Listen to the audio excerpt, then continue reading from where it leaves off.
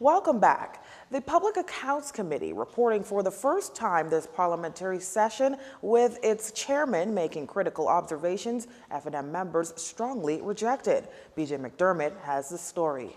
The Public Accounts Committee has set out to review the conflict between the monetary and fiscal on the deficit, along with the 2016 and 2017 summer school repairs program. But according to its chairman, Opposition Leader Philip Davis, the group's work was stalled, thwarted, and handicapped because of the misinterpretation of a ruling handed down by former House Speaker Dr. Kendall Major. That ruling noted that the PAC can only inquire anything tabled in the House and probed by the Auditor General. Speaker, the word purportedly is used advisedly as a request for information to aid our work has been met with the retort that our powers were only exercisable after a report of the Auditor General has been laid before the House and will be limited to that report, thus disabling the committee from functioning effectively or at all. In his government's defense, Minority Leader Golden Gate's MP Michael Folk said the former Speaker's ruling couldn't be clearer. The said ruling is clear, it's unambiguous, it's pointed, and addressed the gravamen of the matter, the real and true issue at hand. The Speaker left no opportunity for any reasonable doubt. Reasonable doubt. Now, people want to doubt without good reason, that's another matter. But for any reasonable doubt as to the question, its answer, having regard to the real, true, and authentic issue at hand. The PAC only has a legitimate function as to reports of financial statements or audit reports that have been laid before the House, clearly and undeniably, based on the Speaker's ruling of this House, which has not been changed or modified or otherwise dealt with. The PAC has absolutely no other function. It's to act otherwise, as the ruling states, would be ultra-vires. He further charged that the majority's assertion that the committee could not function effectively was fallacious, baseless, and unfounded. Also notably interesting, he said, was the fact that it seems the majority has no plan to either begin or initiate any inquiry or investigation into any of the 21 audits tabled in the House of Assembly since May 2017. This, he said, as the reports revealed a complete lack of transparency and accountability by the former administration. In short, this opposition majority-led Public Accounts Committee has absolutely no evident interest in exploring the apparent breaches of the Financial Administration and Audit Act, which occurred under their tenure in government, all revealed in reports made by the Auditor General and properly tabled in the House of Assembly. The committee prefers to make a song and dance about current unaudited accounts. Unaudited accounts, that's what they want to talk about, which are not within the remit of the PAC.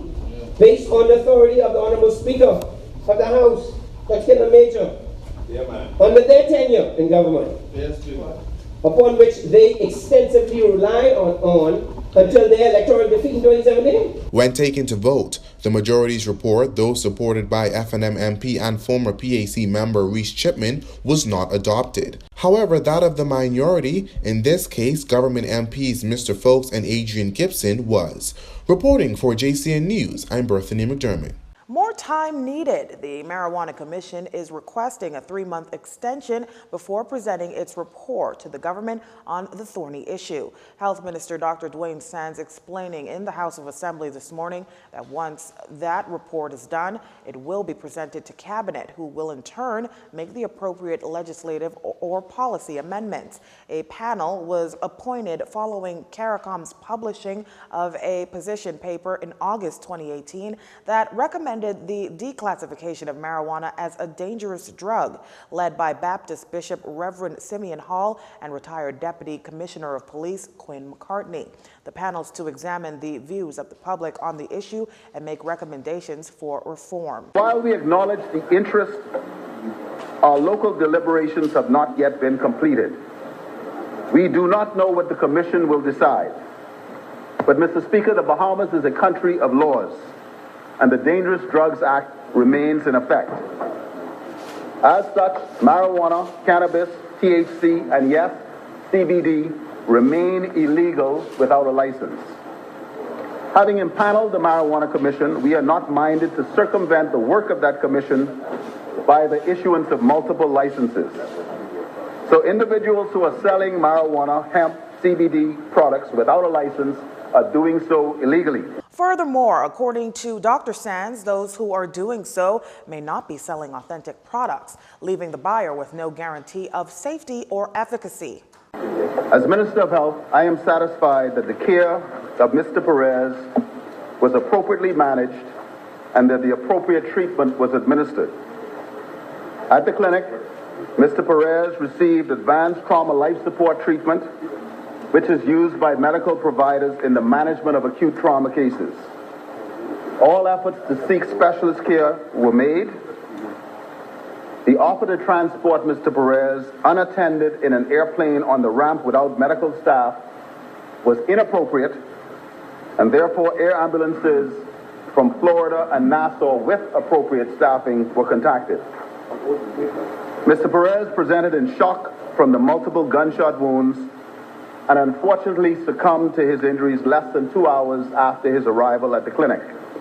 This year in the United States, medical marijuana use became legal in 33 U.S. states and its recreational use in 10 states. If all went as planned, an autopsy should have been performed today on American businessman Elaine Perez, who was fatally shot in his Bimini home after 1 a.m. Sunday. A matter authorities say is under active investigation in hopes of bringing a conclusion. In offering up its condolences to the victim's family, the government in a release noted that it takes any such incident seriously. The government of the Bahamas strongly condemns this random and heinous act of violence. It is unfortunate when these incidents happen anywhere in the world, and we are certainly saddened that such an incident took place on the island of Bimini. Again, that's Health Minister Dr. Dwayne Sands, whose comments follow a WPLG Local 10 report mischaracterizing the quality of health care Perez received at the clinic in Bimini. As reported, Perez's lawyer, who claims he was on the island at the time, claims veterinarian clinics in Florida have more adequate equipment and trained staff than the island's health facility, and it does not have the capacity to deal with traumatic incidents. However, as explained to reporters outside Cabinet yesterday, Dr. Sands noted that the Alistown facility is well equipped and modern, and that the services offered are appropriate for the needs offered to its 2,000-strong population. As Minister of Health, I am satisfied that the care of Mr. Perez was appropriately managed and that the appropriate treatment was administered. At the clinic, Mr. Perez received advanced trauma life support treatment, which is used by medical providers in the management of acute trauma cases. All efforts to seek specialist care were made.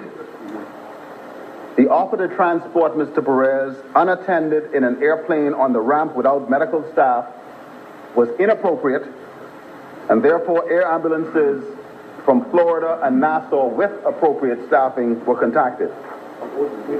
Mr. Perez presented in shock from the multiple gunshot wounds and unfortunately succumbed to his injuries less than 2 hours after his arrival at the clinic. Perez was the owner of Big John's Bar and Grill on Bimini. A protest in Rawson Square this morning as Bahamians against WTO took to the streets the second time this year. The group, though small in numbers, assembled to express concern and disdain over the government's decision to have the Bahamas join the World Trade Organization, coupled with controversial amendments to the Immigration Act. Lead spokesman for the group, attorney Paul Moss, is pressing the government to have the electorate vote for the former. For the government to take it upon themselves to try to bring a whole nation into this regime that we know is absolutely flawed.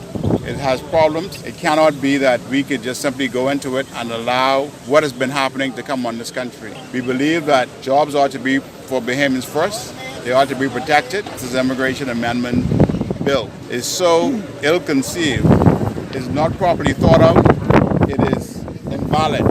it will open the floodgates to allow people to come into this country for a meeting that lasts 14 days. Which meeting do you know lasts 14 days? It's crazy. It makes no sense. And that is why we're out here. Leading the chant, "We say no to WTO, we say no to the immigration bill," Stone McQueen charged that both the WTO and the immigration bill will adversely affect young Bahamians. All their jobs are on the line. They say there is no free movement of people. But think about this. A company comes here, applies for 100 work permits, 30 from Cuba, 30 from the Philippines, 40 from elsewhere.